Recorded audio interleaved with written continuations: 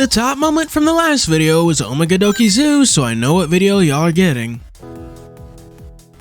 I know this is the third time I've used this as a way to start talking about this manga, but it's a good way, so I'm not gonna stop. So who here knows My Hero Academia? That one manga where the main character ends up working at McDonald's or something. I don't know, I never actually finished that series and I'm going off what I saw on the internet. Apparently the main chick ends up with like a purple midget or something. It's whatever. Anyway, MHA was published in Weekly Shonen Jump, but did you know that the author, Kohei Horikoshi, was published in Weekly Shonen Jump before MHA? You probably haven't heard of this since it was very short-lived, only lasting from 2010 to 2011, but it did last 36 chapters, which is a decent run. And the name of Kohei Horikoshi's past work is Omegaoki Zoo, or Crazy Zoo. The protagonist of the story is Hana Aoi, who is a goddamn klutz. Like, to the point her friends, really stretching with the meaning of friends right here, think her getting a job is laughable. But still, Hana decides to apply for the zookeeper job at Omegadoki Zoo, a zoo so unsuccessful people don't even know it exists. And the first thing she sees when she arrives is the director shoving a giraffe's head down an elephant's throat so it comes out of its ass. We're gonna choose to ignore that, but what we aren't going to ignore is that the director has a rabbit appearance. This is due to a curse placed on him by a ghost rabbit for tormenting animals. And the only way to get to normal is for him to make his zoo the most popular in the world. What's more is that the curse has given him magic, and at 4:44 when the zoo closes, all the animals transform by his will. Notable members are Cheetah the cheetah, Kasai the rhino, Okami the red wolf, and Uwabami the snake. For as big of a klutz as Hana is, she knows what she's doing. She knows animal behaviors and habits, what they should eat and where they should live, because she truly does love animals. And that's something the zoo could use. These early chapters are kind of like the early chapters of Bleach, where it's not bad, but kind of a fundamentally different story structure than what we get for the rest of the series. Just as Bleach was this monster of the week tokusatsu, but with ghosts and stuff, the first arcs of Omegadoki Zoo are basically this animal-themed slice-of-life comedy. It's episodic, with one chapter being almost entirely unrelated to the next. One chapter, Hana needs to get Cheetah to lose some weight, so she baits Sheena, that's the director's name by the way, into racing him. Other times, it's 95 degrees outside, and so the director decides it's time for a beach episode, or well, more like beach chapter. These chapters aren't bad at all, and with a bit of revisions, I feel like they could become a good concept for a series on their own. You could throw in a few more human characters to work alongside Hana and give some new dynamics. Maybe make some solely animal-focused chapters with them as the point of view and protagonist. And that manga would be perfectly acceptable, as it would be this unique slice of life with some surprisingly good action thrown in because these chapters are really strong. Hana and Sheena are great protagonists who pretty much carry the entire story. I've already spoken about Hana's love for animals, and it shows through her knowledge of them, but the story is great at using that as a set piece for solutions. Like noting that seals are slippery, so she can just yoink it away from a poacher in the first chapter. But the story makes good use of the trait by making it more than just a solution to problems and sometimes leading her into trouble. Like forgetting how lions behave, that young male lions are kicked from their prides and thus begin a search to usurp another. Which leads into the first real shonen battle of the series, Sheena versus Shishido. Letting her also cause problems gives her a lot of utility for the series, while also letting her feel like a character instead of a walking solution. And as a character, she honestly reminds me a bit of Rocky from Lackadaisy Cats, if you know what that is. Where she decides to stay at Omegadoki Zoo because it really is the only place that has accepted her wholeheartedly. Let's compare the zoo to Hana's friends. First Bakugo and now this. At this point, I'm beginning to worry about Horikoshi's childhood because what the fuck does a friend mean to you? This zoo is pretty much the only place where she's not relentlessly mocked, so of course she decides to stay there. Despite Hana demonstrably being the protagonist, in some regards you could say the story is about Sheena. It's his curse and his zoo that the story is about after all. Sheena is one of those characters like Deadpool or Gojo, where they're plenty of fun to read about in a story, but if you actually knew this guy in real life, you'd probably try killing him with a brick. The way he's described, or at least the translation I read describes him, is as egotistic, and that word fits perfectly. He leaves 90% of the work to Hana because he, and I quote, only wants to do fun things. And while that would make him absolutely infuriating to work with in real life, it makes him so fun to read. For example, Hana is helping Kasai confess his love to Uobami until Sheena asks, "Hey, what y'all niggas doing?" And their hearts just drop because this turbo shithead just got involved and is about to make things worse. In the slower chapters, Sheena is kind of the antagonist, where it's his whims that cause problems, like him deciding now is a good day to visit Hana's school. But what's interesting is the way the characters in the manga describe his personality. They point out that he was cursed as a kid and hasn't or can't really grow up.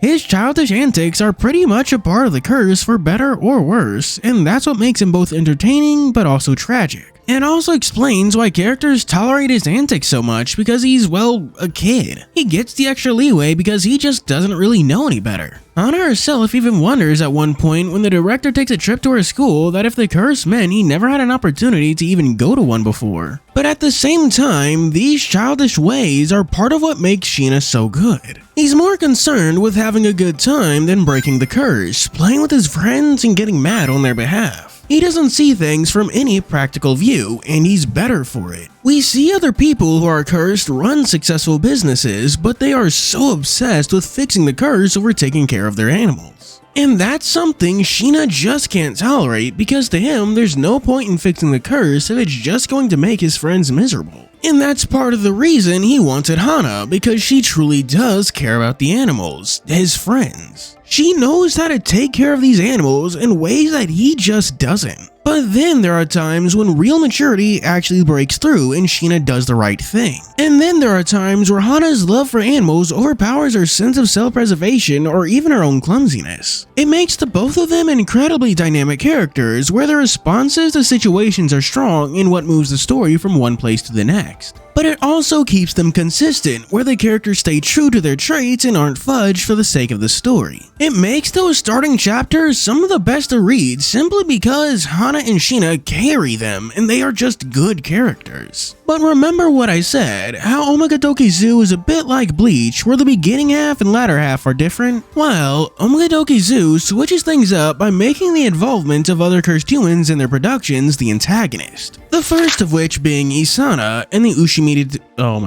Ushimitsudoki. The first of which being Isana in the Ushimitsudoki aquarium. The aquarium is basically the polar opposite of the zoo. Ushimitsudoki is successful while Omegadoki is not. The director of the aquarium, Isana, rules with an iron fist while Sheena barely does any work. The second in command, Sakamata, threatens to devour his allies and is only loyal to strength. That's in contrast to Hana, who loves the animals she works with and is only loyal to Omegadoki Zoo because they love her in turn. Of course, there's a bunch of other side antagonists too, but it's with the introduction of Asana as a proper arc villain that Omegadoki Zoo stops being this funny slice of life and really starts being shonen. And I'll be damned if the action isn't really good. It's easy to see how Horikoshi went on to make one of the biggest series in Shonen Jump because a lot of the action just flows so well. This is an example from the slice of life segments, but watching Sheena bounce from rock to rock and catch Uobami, the lines as he jumps, and the big panel of Sheena with her in his arms just sells the moment. I honestly think that one of the biggest issues with Omegadoki Zoo is that it kind of takes 7 chapters to really start, you know? These early chapters essentially belong to a different kind of series, one that's not bad at all, but one that goes in a sharply different direction to the significantly more action-focused half. The first part is homely fun, where you get to learn about animals doing wacky things. While the second, well, more like 2/3, is an action-packed magic conspiracy as Omegadoki Zoo learns of a new cursed human, looks into the activities, and then confronts them. This is also where the battles start taking the forefront, and the way they work is seemingly molded into the idea of the series. For the most part, the only magic is the transformation itself. The characters, even Sheena and the other cursed humans, can't necessarily do magic.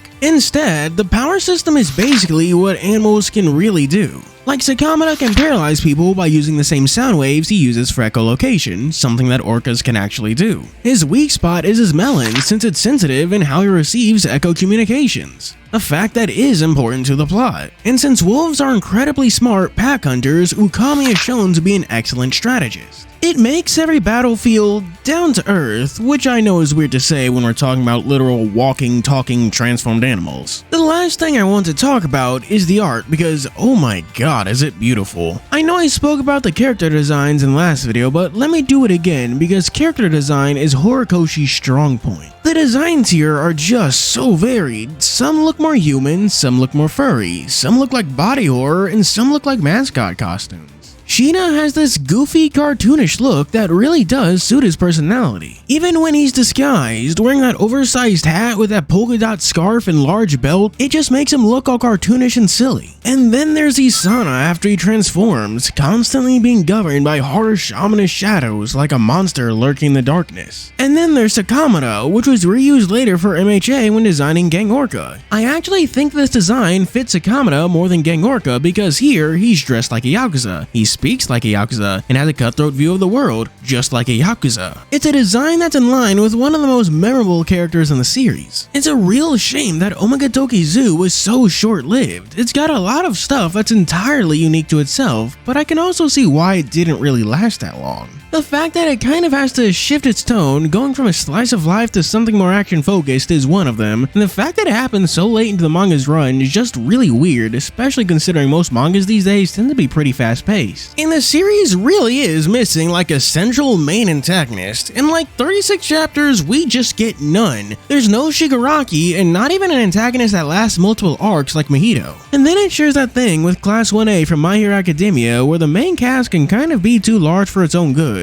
Granted, that last problem probably would have been addressed if the series lived longer, so I suppose it's neither here nor there. The manga does have heart in abundance, really trying to get you to love its characters, and to be fair, it does succeed with its protagonist. I don't know if I can stress enough that Hana and Sheena are just wonderful. They really do half the work making this manga as good as it is because they really are just gems. Sheena is an egotistic brat, but every so often we see him act his proper age, and when he does, the curse lapses and we see his human form, but just for a second. And Hana is probably the perfect powerless protagonist. Like yeah, she can't stand up to the bad guys physically, but she still knows enough to be useful. Like she's the one who points out that Sakamura is using echolocation to paralyze his opponents. I desperately want to see more of them, which is why it's such a shame that the series is so short-lived. If you read French or Spanish, you can buy official translations for the series on Amazon, but you're SOL if you want English. Still, I don't think that should stop you from giving Omegaoki Zoo a read. It's short, but sweet. Thank you for watching. Do be sure to like and subscribe. Now let me do my Patreon shoutout so I can go on and get out of here. For our 3 stars, we have special thanks to Choron, SkyKing64, Ethan Werner, Garen Phasor, Chow Venice, Boom78, The Good Old Days, Andrew Stassi. For 4 stars, we have McQuaidis and Otterly Awe, the zoo director versus the aquarium director. And for Super D2 special 5-star shoutouts, we have Hodari Lion, the Black Circus. Thank you for watching. Do be sure to like and subscribe. As always, this is your host Fury signing out.